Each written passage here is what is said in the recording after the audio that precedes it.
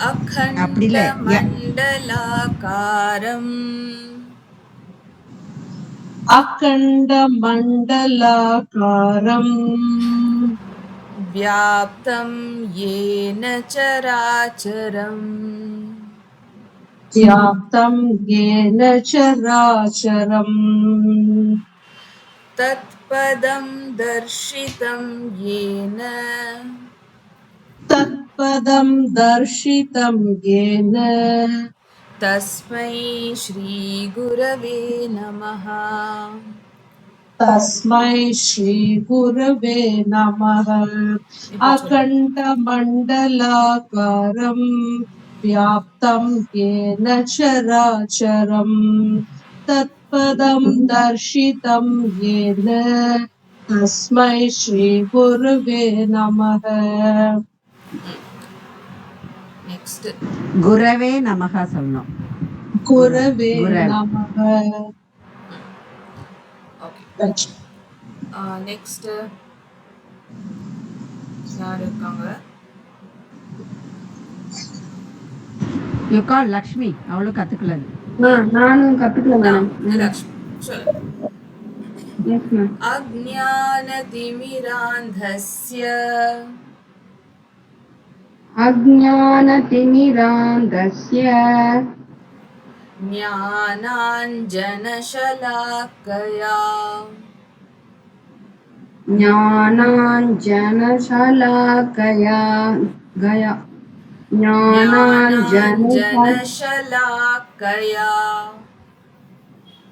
ज्ञानाञ्जनशलाकया चक्षुरुन्मीलितं येन चक्षुरुन्मीलितं येन तस्मै श्रीगुरवे नमः। तस्मै श्रीगुरवे नमः।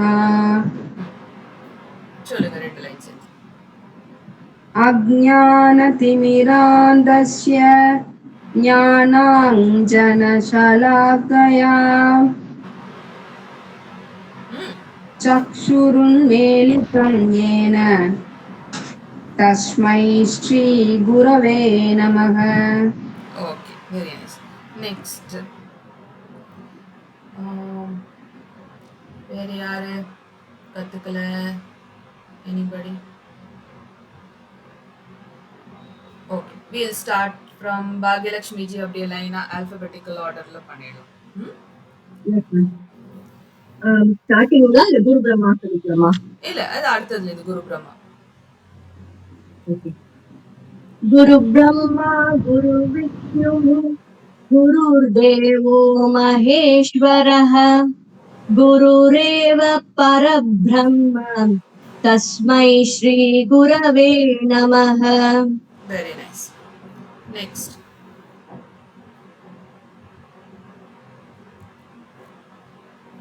Next after Bhagyalakshmi G Deepa Anand இல்லையா? தீபா. सागरं संगमं व्याप्तं यत्किञ्चित् सचराचरं तत्पदं दर्शितं येन तस्मै श्रीगुरवे नमः। Next. चिन्मयं व्यापि यत्सर्वं त्रैलोक्यं सचराचरं तत्पदं दर्शितं येन तस्मै श्रीगुरवे नमः। Next. सर्वश्रुतिशिरोरत्न विराजितपदाम्बुजः वेदान्ताम्बुजसूर्यो यः तस्मै श्रीगुरवे नमः। Very nice. Next.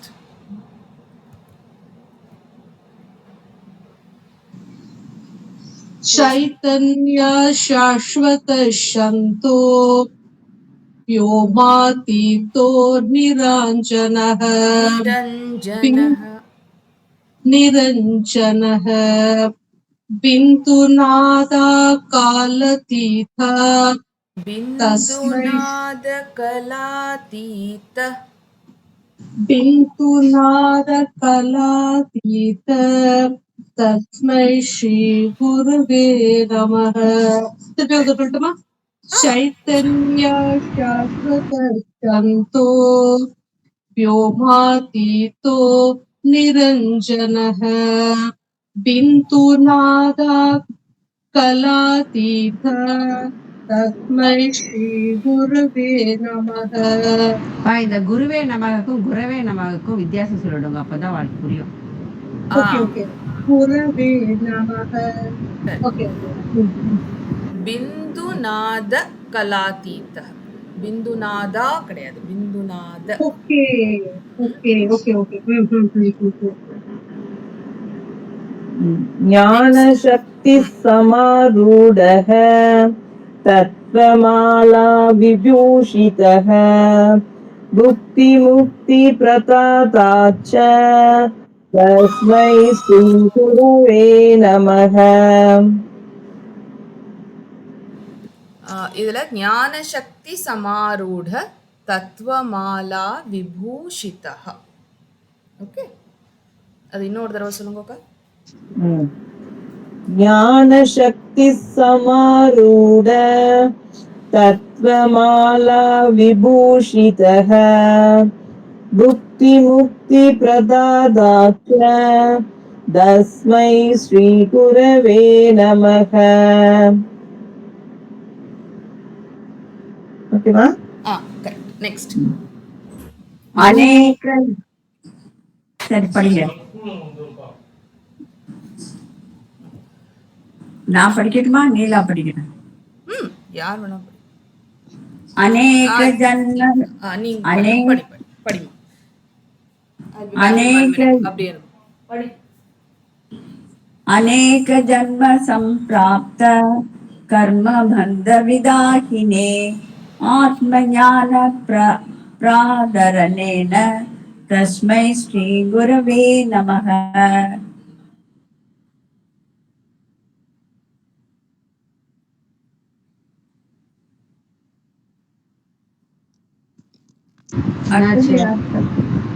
शोषणं भवसिन्धो च ज्ञापनं सारसम्पदः गुरोः पादोदकं सम्यक् तस्मै श्रीगुरवे नमः.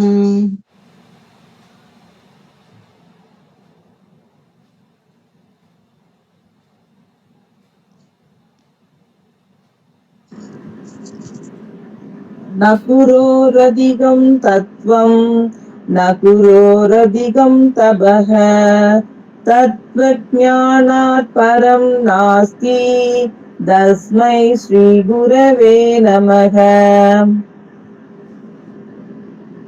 இல்ல உமா, அது ஹேங் ஆயிடுச்சா? ஏன் இருக்கேப்பா?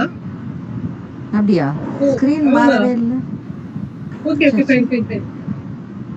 இல்ல உங்களோடது இல்ல, அவ madam. Okay okay okay okay.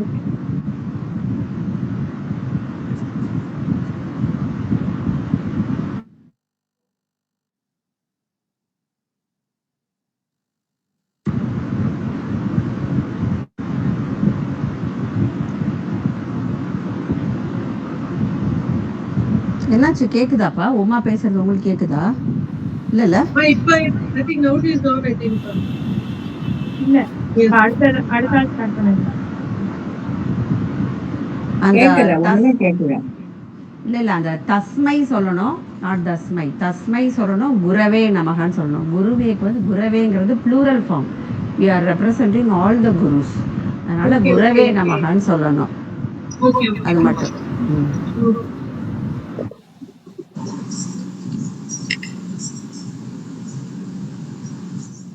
சரி, அப்ப திருப்பி ஸ்டார்ட் பண்ணுங்க. வர வரைக்கும் ஃபர்ஸ்ட்ல இருந்தே ஸ்டார்ட் பண்ணுங்க. முடியலையே. முடியலையா? யார் நெக்ஸ்ட்? பாகியலட்சுமி ஸ்டார்ட் பண்ணுங்க.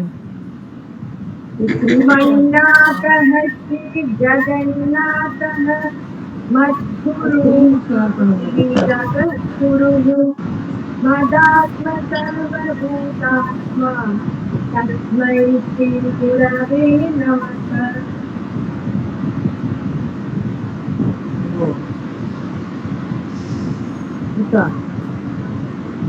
ஆனா நினைச்சு ஸ்க்ரீன் ஷேர் பண்ணுங்களேன் கொஞ்சம். எனக்கு ஸ்க்ரீன் ஷேர் பண்ணாம எனக்கு இல்லையே, என்கிட்ட இல்லையே அது. अनादित गुरु परमदैवतम् परात्परं नास्ति तस्मै श्रीगुरवे नमः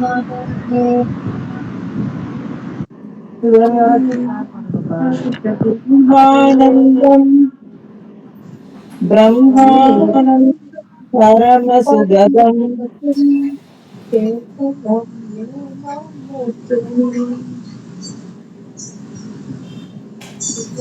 சொல்லுங்க, யார் சொல்லிட்டு? Sorry, somebody at the door. Okay, சொல்லுங்க.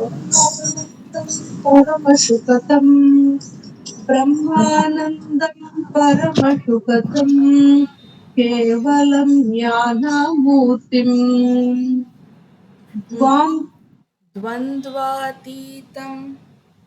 द्वन्द्वातीतं गगनसदृशं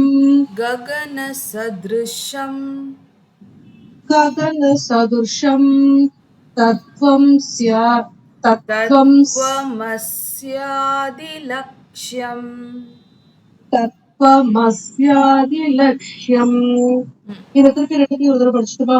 பிரம்மானந்தம் பரமசுகதம் கேவலம் ஞானமூர்த்திம் द्वन्द्वातीतं गगनसदृशं तत्त्वमस्याति लक्ष्यम्. Very nice. Next two lines யார் படிக்கிறாங்க? ஏகம் நித்யம். வேற யாராவது படிக்கணும்? ஓகே, அடுத்தது யாரு? ஆஃப்டர் உமாஜி நீங்க தான் சொல்லணும், ஆர்டரே மாறி போச்சு. ஆல்பபெட்டிக்கல் ஆர்டர் தான். கீதா நீங்க சொல்லுங்க. ஓகே. ஏகம் நித்யம் விமலமச்சலம். ஏகம் நித்யம் விமலமச்சலம். ஒரே நிமிஷம், நான் ஜூம் பண்ணிக்கிறேன். ஏகம் நித்யம் விமலச்சலம் விமலமச்சலம் சர்வாதி சாட்சிபூதம்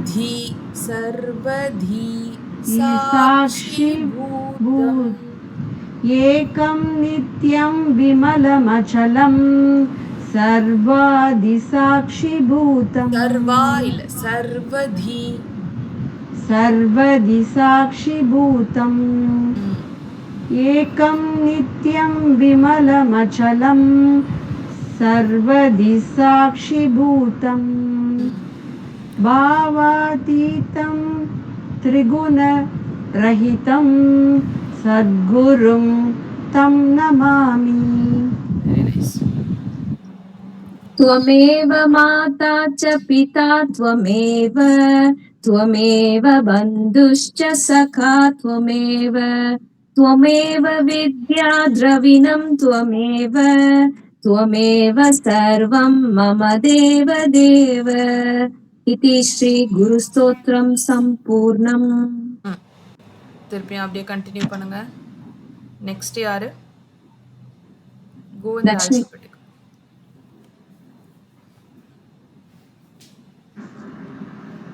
யாருமா? நானா யாராவது ரெண்டு பேர்ல யாராவது ஒரு லட்சுமி பாருங்க. ரெண்டு லட்சுமி. லக்ஷ்மியில யாராவது ஒரு லக்ஷ்மி. அகண்ட மண்டலாகாரம் व्याप्तं येन चराचरं तत्पदं दर्शितं येन तस्मै श्रीगुरवे नमः. अज्ञानतिमिरान्धस्य ज्ञानाञ्जनशलाकया चक्षुरुन्मीलितं येन तस्मै श्रीगुरवे नमः. Very nice. Next. गुरुर्ब्रह्मा गुरुर्विष्णुः गुरुर्देवो महेश्वरः गुरुर्देव परब्रह्मा तस्मै श्रीगुरवे नमः. Very nice. स्थावरं जङ्गमं व्याप्तं यत्किञ्चित् चराचरं तत्पदं दर्शितं येन तस्मै श्रीगुरवे नमः. Very nice. चिन्मयं व्यापि यत्सर्वं त्रैलोक्यं सचराचरं तत्पदं दर्शितं येन तस्मै श्रीगुरवे नमः. Next.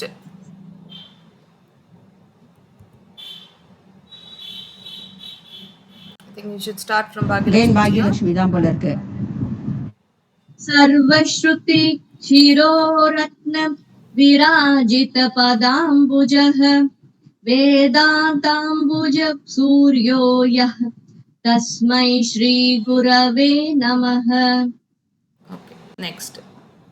चैतन्य शाश्वत शान्तो व्योमतीतो निरञ्जनः. व्योमातीतो निरञ्जनः. व्योमातीतो निरञ्जनः. चैतन्य शाश्वत चैतन्य शाश्वत अभी சொல்லுங்க. चैतन्य शाश्वत शान्तो व्योमातीतो निरञ्जनः. बिन्दुनाथ कलातीत तस्मै श्रीगुरवे नमः. பிந்துநாத கலாதீத அங்க வந்து ஒரு விசர்க்கம் இருக்கு. ஸோ பிந்துநாத கலாதீத தஸ்மை ஸ்ரீ குரவே நமः. चैतन्य शाश्वत या இல்ல. चैतन्य शाश्वत शान्तो व्योमातीतो निरञ्जनः. बिन्दुनाद कलातीत तस्मै श्रीगुरवे नमः. Very nice. Next. ज्ञानशक्तिः समारूढः तत्त्वमाला विभूषितः भुक्तिमुक्तिप्रदाता च तस्मै श्रीगुरवे नमः. Next. अनेक जन्म संप्राप्त कर्म बंध विदाहिने आत्मज्ञान प्रदानेन तस्मै श्री गुरवे नमः. Very nice. Next. शोषणं भवसिन्धोश्च ज्ञापनं सारसम्पदः गुरोः पादोदकं सम्यक् तस्मै श्रीगुरवे नमः. Very nice. न गुरुराधिकं न तत्त्व गुरोरधिकं तत्त्वम् न गुरोरधिकं तत्त्वं न गुरोरधिकं तपः तपः. तपः तत्त्वज्ञानपरं नास्ति तस्मै श्रीगुरवे नमः. ஒரு நிமிஷமா. तत्त्वज्ञानात् परं नास्ति. तत्त्वज्ञानात् परं नास्ति तस्मै श्रीगुरवे नमः. न இன்னொரு தடவை. गुरुरधिकं तत्त्वं இன்னொரு தடவை படிக்கட்டுமா? கரெக்ட். न गुरोरधिकं तत्त्वं न गुरोरधिकं तपः ज्ञानात् परं नास्ति. तत्त्वज्ञानात् परं नास्ति तस्मै श्रीगुरवे नमः. Very nice. Next. मन्नाद श्री जगन्नाथः मद्गुरुः मन्नाथः श्रीजगन्नाथः मन्नाद श्री जगन्नाथः मद्गुरोः श्री जगद्गुरुः मद्गुरुः श्रीजगद्गुरुः मद्गुरो श्री जगद्गुरुः मदात्मा सर्वभूतात्मा तस्मै श्री गुरवे नमः। Very nice. Next. गुरुरादिरनादिश्च गुरुः परमदैवतं गुरोः परतरं नास्ति तस्मै श्रीगुरवे नमः। One more time. गुरुरादिरनादिश्च गुरुरादिरनादिश्च गुरुः परमदैवतं गुरोः परतरं नास्ति तस्मै श्रीगुरवे नमः। இங்க என்ன சொல்றாங்க, குரு ஆதி அனாதி ரெண்டும். ஓகே, அதனால அந்த வார்த்தை சொல்லும் போது கொஞ்சம் கரெக்டா. குருராதிரநாதிஷ்ச, அவர் ஆதியாவும் இருக்கார் அனாதியாவும் இருக்கார் அப்படிங்கறது தான் சொல்றாரு இல்லையா? गुरुरादिरनादिश्च गुरुः परमदैवतं गुरोः परतरं नास्ति तस्मै श्रीगुरवे नमः। Very nice. First 2 lines. அடுத்தது யாரு? சரஸ்வதி ஜிக்கு அப்புறம் பாக்கியலட்சுமி. பாகியலட்சுமி. भाग्यलक्ष्मी ब्रह्मानन्दं परमसुखदं केवलं ज्ञानमूर्तिं द्वन्द्वातीतं गगनसदृशं तत्त्वमस्यादिलक्ष्यम्। Very nice. நெக்ஸ்ட். एकं नित्यं विमलमचलं सर्वदीक्षाक्षिभूतं भावातीतं त्रिगुणरहितं सद्गुरुं तन्नमामि। Very nice. நெக்ஸ்ட். त्वमेव माता च पिता त्वमेव त्वमेव बन्धुश्च सखा त्वमेव त्वमेव विद्या द्रविणं त्वमेव त्वमेव सर्वं मम देवदेव। इति श्री गुरुस्तोत्रं सम्पूर्णम्। Very nice. ஓகே, இந்த ரிவிஷன் இப்போ ஓரளவுக்கு I think everybody is clear இல்லையா? நான் பாக்கியலட்சுமி இப்போ ஓரளவுக்கு வந்துருது. Anybody having any doubt in any of the shloka? Okay, this will be good.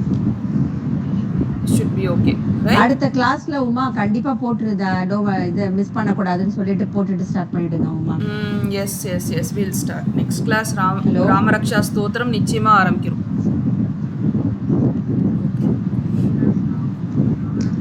ஓம் பூர்ணமதః பூர்ணமிதம் பூர்ணாத் பூர்ணமுதச்யதே அது முதல்ல போட்டுருங்க, ஒரு நாள் முன்னாடி பூர்ணமாதாய பூர்ணமேவாவசிஷ்யதே. ஓம் சாந்தி சாந்தி சாந்திஹி. ஹரிஹி ஓம் ஸ்ரீ குருப்யோ நமः. ஹரிஹி ஓம்.